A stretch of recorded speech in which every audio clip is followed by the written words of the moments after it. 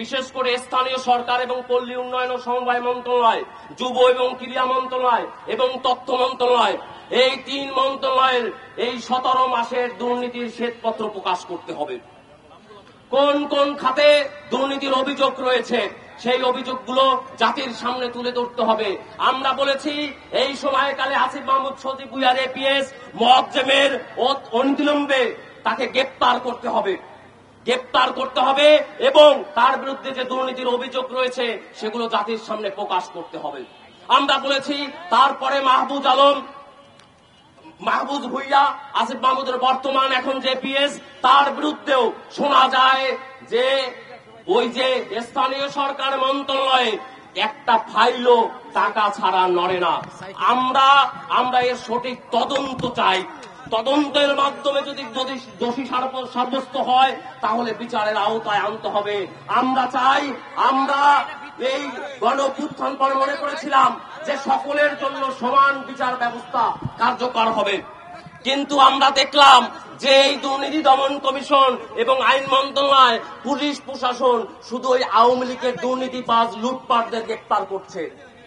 আমরা তাদেরকে গ্রেপ্তার অবশ্যই চাই, কিন্তু সাথে সাথে বর্তমান সময়ে এই 17 মাসে যারা দুর্নীতি করেছে তাদেরকেও গ্রেপ্তারের আওতায় নিয়ে আসতে হবে।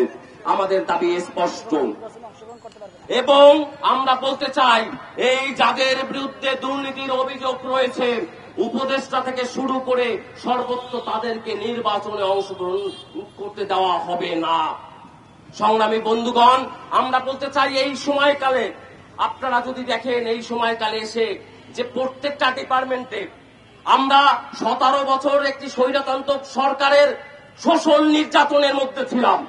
আমরা মনে করছিলাম এই শোষণ নির্যাতনের পরে আমরা একটি বৈষম্যহীন সমাজ পাব, কিন্তু আমরা দেখলাম এই সময়কালে এসে বৈষম্য আরো বৃদ্ধি পেয়েছে।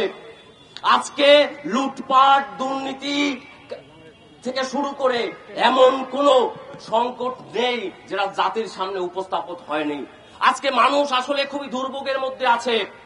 আমরা চাই একটি সুষ্ঠু নির্বাচন দেওয়ার মধ্য দিয়ে এই সংকট নিরসন হবে, কিন্তু সুষ্ঠু নির্বাচন 13 জাতীয় সংসদ নির্বাচনে আজকে তফসিল ঘোষণা করা হবে।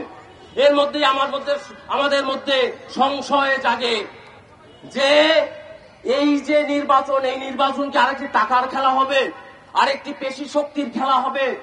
কারণ আসিফ মাহমুদ সজীব ভুঁইয়া পূর্বেই বলেছে যে জাতীয় নির্বাচন করতে গেলে একজন প্রার্থীর 15 থেকে 20 কোটি টাকা প্রয়োজন।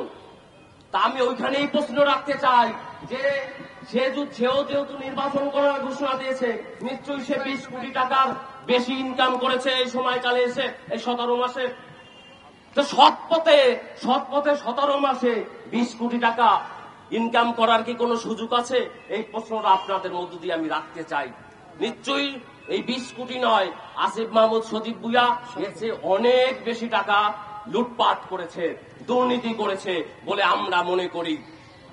এবং এইটার সুষ্ঠু তদন্ত করবে দুর্নীতি দমন কমিশন এবং এই 3টি মন্ত্রণালয় অবিলম্বে এই 3 উপদেষ্টার দুর্নীতির শ্বেতপত্র অবিলম্বে প্রকাশ করতে হবে।